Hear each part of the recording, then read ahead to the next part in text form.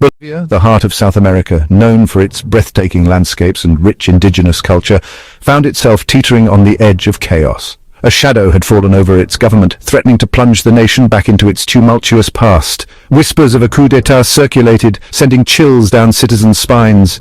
In 2024, President Luis Arce, who promised unity and progress, faced a challenge testing Bolivian democracy. The situation was dire, the stakes high. The 2019 coup ousting Evo Morales loomed large, reminding of peace's fragility and instability's threat. Tension and uncertainty gripped the nation. The international community watched, hoping Bolivia wouldn't succumb to authoritarianism. The world waited to see if democracy would prevail.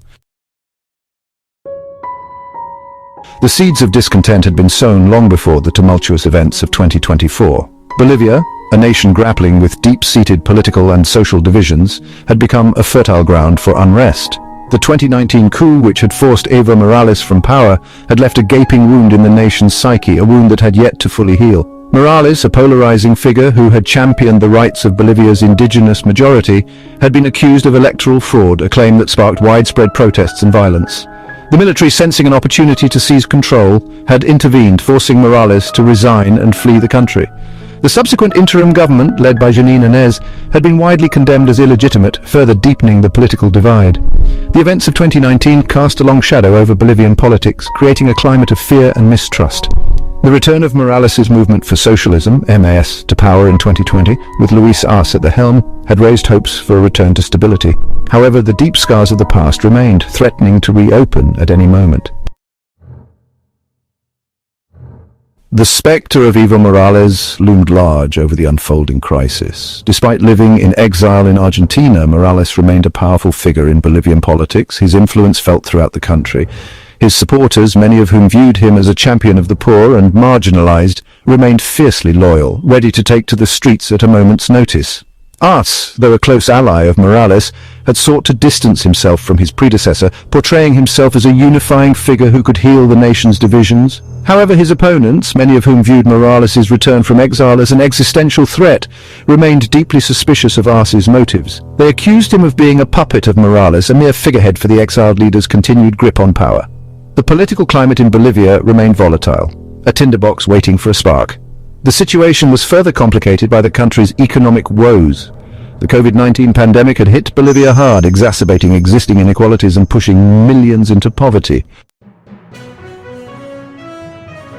Section 4, The World Reacts, a chorus of condemnation. As news of the coup attempt spread, the international community reacted with shock and condemnation. Governments and international organizations issued statements supporting President Arce and calling for constitutional order. The United States condemned the coup attempt and called for a peaceful resolution. The European Union also expressed concern and urged respect for the rule of law. The international response was swift and unequivocal, sending a clear message against undermining democracy in Bolivia. Section 5. Arce's tightrope walk, navigating a divided nation. President Arce found himself walking a tightrope, attempting to balance the demands of his supporters, many of whom were eager for retribution against those who had orchestrated the 2019 coup, with the need to maintain peace and stability in the country. He knew that any misstep could plunge Bolivia back into chaos, with potentially devastating consequences for the nation and its people. Arce, a soft-spoken economist, was thrust into the spotlight, his every move scrutinized by both his allies and his enemies. He knew that he had to tread carefully, lest he become the next victim of Bolivia's turbulent political landscape. Arce's challenge was not only to restore order, but also to address the underlying grievances that had fueled the unrest. He needed to find a way to bridge the deep political divide that had plagued Bolivia for decades, a task that would require both political skill and a great deal of luck. Section 6. Bolivia's uncertain future, a crossroads of hope and fear. As the dust settled on the attempted coup, Bolivia stood at a crossroads. The country had narrowly averted disaster, but the underlying tensions that had fueled the unrest remained unresolved. The future remained uncertain, a mix of hope and fear. The hope was that the attempted coup would serve as a wake-up call, a reminder of the fragility of democracy and the importance of dialogue and compromise. Perhaps in the aftermath of this crisis, Bolivians could find a way to heal the wounds of the past and build a more just and equitable society.